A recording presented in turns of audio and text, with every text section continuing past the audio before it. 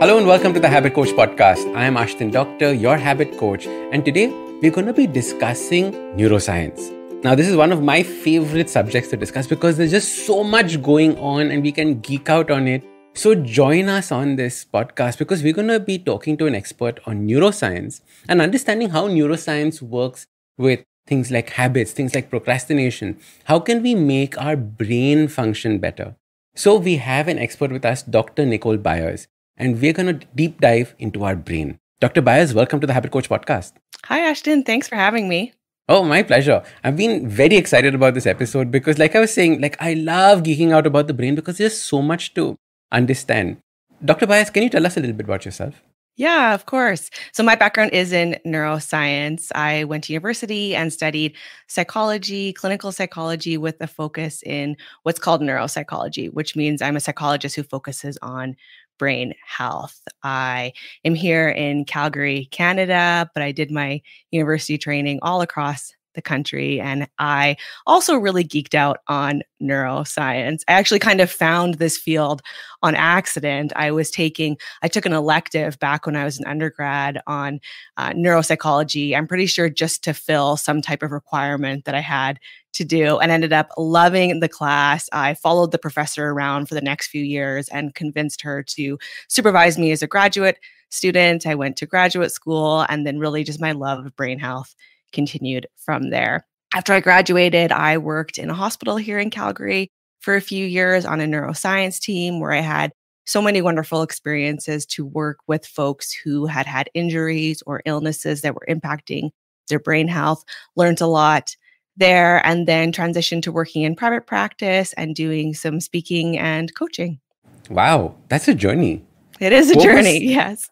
What was it about the brain that fascinated you? What did you find so interesting? You know what it was? So that class that I mentioned that I took almost on accident, how the class worked was each lecture, the professor would share a story about a famous neuropsychology case where something had gone wrong with the brain, where someone had some injury or illness. Yes. And about all the amazing things that our brain can do. And I think really just learning all the ways that things can not go so well got me hooked on how amazing our brains are and really quite incredible things that they can do. Is there something that you find really, really fascinating about the brain? Like something that you love talking about and, enjoy about the way that it is built and structured? Yeah. So memory is what I really geek out on. That's what I did my graduate research on. My research was focused on dementia, conditions like Alzheimer's disease, and again, where things go wrong with our memory. And why I love learning about memory is really quite complex. And we think of memory as just one thing, but it's not. There are so many components to our memory, so many different types of memory, and really fascinates me just how that interacts to make our life easier, or maybe sometimes a little bit more complicated when some of those memory systems can really impact how we form habits and routines and can impact our day-to-day. In fact, we normally think about memory as just like a hard disk that we fill up, but our brain doesn't function like that at all, right? It is stuff that we are thinking about that also forms part of our memories, and our memories change over time. I was reading up about this. Yes. You're absolutely right. I think that's so interesting too. So how kind of the brief version of how that works is, so yes, we store memories, but our understanding now is that every time we think about that memory, we bring it out of that storage into our active working memory, we call it. So it comes out of storage, goes into where we're processing it. And so every time we're thinking about that memory, it changes and then goes back into our storage in a different way. So our memory isn't actually as accurate as we think it is because of that. We might actually remember events in a different way over time because each time we think about that memory, we change it a little bit. Super interesting. Isn't it? And it just keeps tweaking and keeps tweaking. And I think this is also where, as therapists, you would work on changing past behaviors. Is that the path that you would take using memories in this? I know that we're going off topic, but That's okay. Yeah, great question. Yes, sometimes, right? And especially when we've had really stressful events in our past. Sometimes how our brains remember those isn't necessarily in the most helpful or productive way. We might remember parts of that experience, but not all of it. We also our brains are really good at creating stories. They like the world to make sense. So sometimes our brains will kind of fill in the blanks where things are missing, and we can create these stories that don't really help us because they just cause more stress, cause more anxiety for us. And really processing those stories and really what actually happened can be really helpful. So processing it, taking it out, thinking about it, tweaking it a little, like you said, and then putting it back in. Yeah. Doctor, can you give us a little map of the brain? Like, what are the important components of it, especially when it comes to our routines, habits, procrastination, the way that we behave in the world? Yeah, that's a great question. So maybe I'll share a little neuroscience story if that's okay. I think it will help us understand this a little bit. This is actually one of the cases that got me interested in neuroscience. So I love telling this story. So there was a famous patient back in, I want to say the 1950s or 60s. His name was patient HM. We know now his name was Henry Molaison, but we used to refer to him in the literature as just his initials because his name was still private. But Henry, what happened to him was he had a very bad seizure disorder. So he was having lots and lots of seizures, really severe, and they weren't under control. And they were really impacting his life. It was making it tough for him to hold a job. It was impacting his safety. And so his medical team decided, we really need to do something about this to help this man. And they tried this, at the time, new procedure called a medial temporal lobectomy. So what they did was take out what's called the temporal lobes of his brain on both sides. So the temporal lobes are just like they're right around your temples here in the brain. Now we know that these temporal lobes are very important to our memory storage. They're very important for how we store our memories. We didn't know it at the time. So they took out Henry's temporal lobes. And in terms of his seizures, it was a huge success. His seizures were much better. They were better controlled. Really huge success.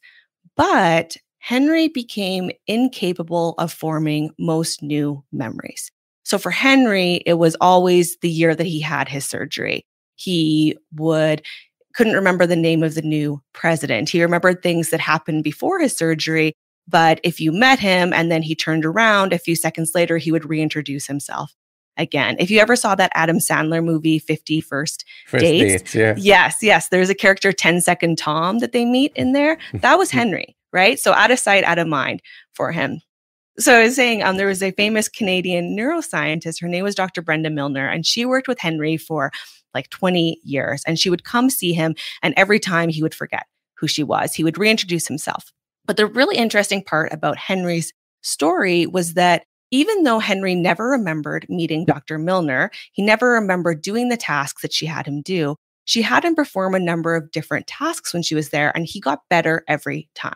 So he never remembered seeing them before. It was like it was brand new looking at it, but his performance got better. And what this helped us understand, like I mentioned earlier, is that there are many different components to memory. So there are types of memory that we call explicit memory, which is memory that we're consciously aware of. Things like, what I had for breakfast this morning, what I did on the weekend, that type of memory. But there's also memory that happens more automatically, and it's controlled a little bit differently in our brain. And that is a memory that happens almost without us knowing it. Like Henry being able to learn these tasks without remembering them. Or, once we learn a skill like riding a bike or driving a car, it becomes part of this automatic procedural memory that we don't really need to think about anymore for it to happen. And that's just some of the ways that, memory is controlled by different parts of our brain in that way. Is this what we would typically think of as muscle memory? Is that like colloquially what is? A little bit. Yes, a little bit. Yes. The short answer is yes. That is a little bit of the same thing, is that really our brains learn these automatic processes. And yes, if we've done a skill, for example, so many times, if you work as a mechanic, say, and you have done the same procedure working on a car hundreds of times, you're right. It's like muscle memory. Our muscles just know how to do it. It's actually our brain, not really our muscles. Correct. Muscle memory is a bit of a misnomer, I guess, in that way. But yes, exactly. Our brains just become so routine at doing this. And we all have these more automatic memories, right? The one I like to use is if you've ever driven to work and then you get there, you park your car, and all of a sudden you have no idea how you got there. You can't remember. Reached there. Yes, you can't remember if you teleportation. Drove there. Yeah. Yes, exactly. Like, oh my gosh, how did I get here so fast? It's because your brain goes into that automatic memory mode. It knows how to drive to work. You don't really need to think about it. You just go. And a lot of people keep talking about, brush with your left hand, take a new route to work, try something different. How does that fit in with understanding neuroscience? Is it something that you should be doing? Is it something that you should not be doing? Like, where does that fit Yeah, in? yeah, good question there. So our brains are really learning machines, right? They love to learn. And we know now from studies that we have done, for example, on very healthy older adults. So people who live, well into their 90s or even in past 100, we know that having a healthy, active brain is really good for brain health. There aren't using your left hand to do things or doing things in a different way. There's no specific, yes, this is definitely the thing to do. Correct. But anything that challenges your brain is really good for brain health. So regular reading, for example, there's great research that reading regularly, whether that's fiction, nonfiction, whatever it is you like to read, really promotes brain health. Learning new languages as well is something that really promotes brain health and healthy aging and all of our cognitive or thinking skills. So yes, absolutely. Doing things a little bit different, challenging our brain in different ways is really great for the health of our brain. Fantastic. So this makes our brain what? Makes it young? It makes it more powerful? How does the processing work better? Like, how does it make it better? That's a good question. So it makes you live longer. We do know that. Fantastic. All right. Yeah, that's always a good thing, right? In terms of the kind of the basic neuroscience, I don't think we exactly know kind of the nitty gritty of how it promotes health, but really what it does is it keeps our brains and our neurons and those connections between our neurons, which are our brain cells, healthier and more active. Because the more that we're using our brain, the more that those connections form, we can form new connections, and that can really keep the overall health of our brain better. Fantastic. I love that answer. Dr. Nicole, before jumping into our habits and routines, another question on our brain health. If there were like 5 things that you would tell our listeners to, do for a better functioning brain, because I've noticed that even when people were, a little bit more energetic, a little bit more aware of their mind, using their brain a little bit more, the way that they formed the habits was easier, right? The way that they, showcased a little bit more discipline or all those aspects was better. How can we take care of our brains? What are the things that we can start thinking of doing? Is food, exercise, like what are the things that we would possibly do? Yes, absolutely. So really anything that's good for your body is also good for your brain in that way. So you're right. Regular daily physical activity, we know that that keeps our brains healthy. It reduces our risk of having a number of conditions that can impact our brain health, like it reduces our risk of stroke or heart disease or diabetes, and all of these things can impact our brain health. So regular physical activity. It doesn't have to be running marathons here. So really kind of that 20 to 30 minutes of moderate intensity activity is what we say for brain health a day. So that's activity where, say, a brisk walk, where you can still carry on a conversation, but you're breathing a little bit heavier than normal, right? That's what we need to do. So it's not hardcore, go hard, go home, not that kind of activity. No, you don't have to go that hard. If you like to, great, that's fantastic, but don't put so much pressure on yourself to be running marathons or picking up CrossFit or doing something like that. A brisk walk every day is great for you as well. And another benefit, if you are going to do exercise regularly of the walking, is we know that going outside and getting fresh air and being around nature is also really good for our brain health. Not only the health of our brain, it's very good for our moods. It can help reduce stress, and all of those things can improve our overall brain health. So if you're going to go for a walk, go to a park where there's trees or an area where you can just be around a little bit of nature as well. Lovely. Sleep, I would say, would be another key for brain health. Sleep is actually when a lot of our new memories are consolidated or formed. So if we're not getting enough sleep, it can be tough to remember what you're doing day to day. It makes our brains a lot less efficient as well when they're sleep deprived. They're not as good at problem solving. They're not as good at focusing. I know for me, if I've had a bad night's sleep, I start to stumble over my words. I can't think as clearly. And I'm like, what's that thing I was trying to think of again? So really getting a good night's sleep is also something that can be really helpful for brain health. We're going to take a quick break. See you on the other side.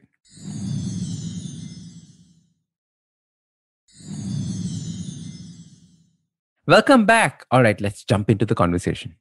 Food-wise, anything that is good for our brain that we can think of? Yeah. So in terms of diets, really the only diet that we have any real evidence for in terms of brain health is more of the Mediterranean diet, which is heavy in fish oils, in fruits, in vegetables.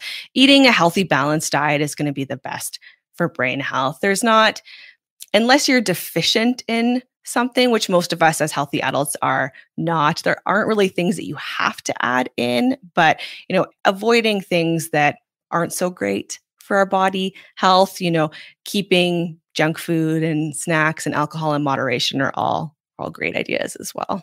So junk food, alcohol, keep it in moderation.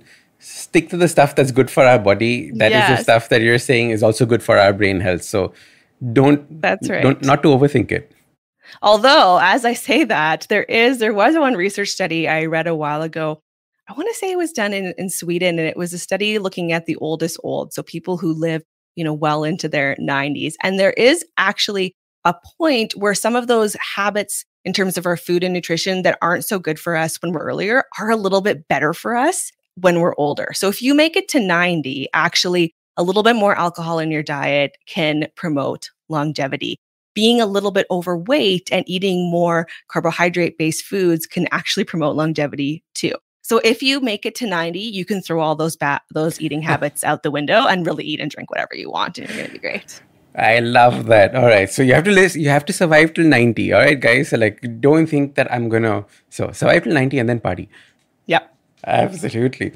Dr. Byers, tell us about habits, routines, and the brain. How does that function? Yeah. So our brains, like I said, are really learning machines. And part of what we do is more active learning. And once we've done something long enough or repeated it enough times, it really becomes a habit or more of that automatic process that we were talking about there. So when we're starting kind of any new habit or behavior, it's going to take some effort, as I'm sure you talk about all the time on your show, right? We need to train our brains to do this new thing. And we can think about any habit that we're trying to start as really needing to train our brain to learn that skill. So sometimes how I like to talk about our brains as they really want to conserve as much energy as possible. Our brains try to be as efficient as they can be. So once something has become a habit, it's a lot easier for our brains to do. But the flip side of that is that when we're trying to change habits or do something new, our brains can put up a lot of resistance because they're like, oh, this is a lot of work. It makes me feel uncomfortable, right? It's taking a lot of energy for me to start doing this new thing. And that's why changing our habits and our behaviors, from a brain perspective can be really challenging sometimes because our brain's going to put up all of these barriers because it wants to stay really in what's comfortable for it, which is where you are right now, which can make some of those habits a bit challenging to start. Is there a particular place where the habits reside in our brain? How do we know that this is the place where our habits are? Is there a part of the brain that does that?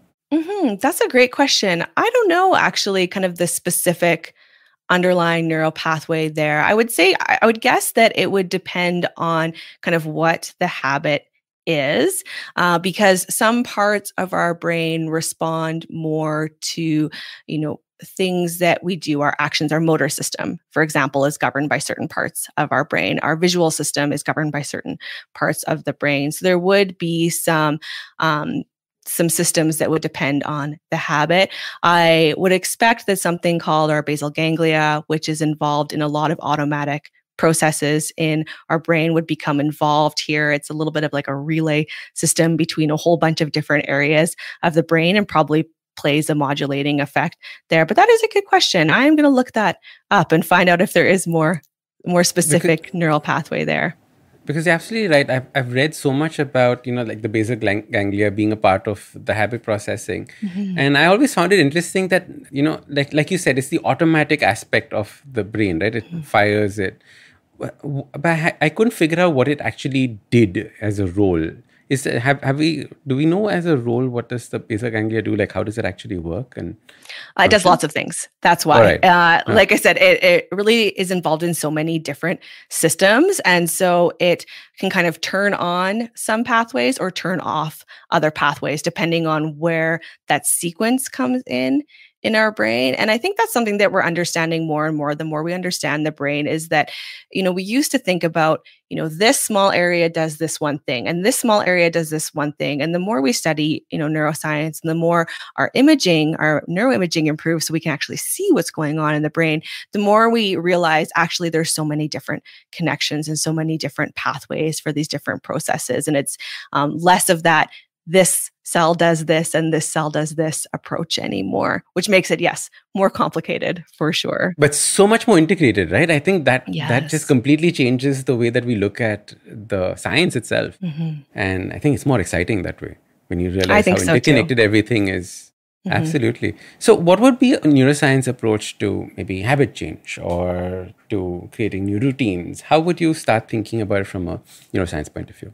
Yeah. So I would start to think about it as, you need to retrain your brain. So think about learning any new habit, like learning any skill, like riding a bike when you learned that when you were little, right? It was really hard at first, or even driving a car. That's a bit more recent for a lot of us. So I remember the first time I got into a car and I sat there behind the wheel, and I'm pretty sure I was like squeezing the steering wheel so tight and I had no idea what I was doing, right? And I had to think about everything. I had to think about how hard I pushed the gas. I had to think about checking all of my mirrors. I had to think about paying attention to all my signals. Now, I don't think about any of that stuff, right? We just do. We get in the car and do. And so that's really how we form habits. And so to keep that in mind, that it's going to be a process and kind of slow and steady wins the race. Because sometimes we have this tendency to kind of jump in a little bit feet first with habits, and we want to do everything all at once. And we want these really quick results, but that's just unfortunately not really realistic for our brains. Like I said, because our brains don't really like change. And so if we try to change too much, like we're going to change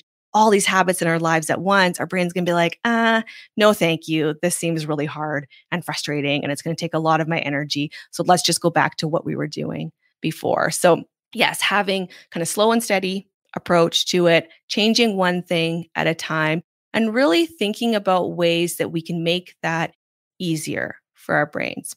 For example, I know one kind of habit strategy that works really well is when we attach a habit to something that we're already doing. Sometimes it's called habit stacking. So for example, if I wanted to make a new habit of getting up and meditating in the morning, like you do, if I decide that I want to do that as part of my morning routine, if I can attach it to a routine that I already have in place, it's going to be a lot easier for my brain. So say I get up, I get dressed, I brush my teeth, and then that's when I'm going to meditate. That's going to be a lot easier because my brain already has that morning routine in place versus saying I'm going to add this at some other time in the day when it's kind of coming out of the blue. So really thinking about how we can make those habits easier for our brain by using what we're doing already is a great strategy. That's a fantastic answer, because it is just that slipping on of the new habit on what we are currently doing just eases up that entire process. And very often, like you said, we bite off too much, way more than we can chew. And our brain just says, that's it. No, we're going back to what it was. All right, so that was Dr. Nicole Byers, and we were geeking out about understanding the brain and how we can take care of our brain. But in the next episode, we're going to be talking about understanding brain and habit creation, understanding the brain and procrastination. So make sure you join us for that episode.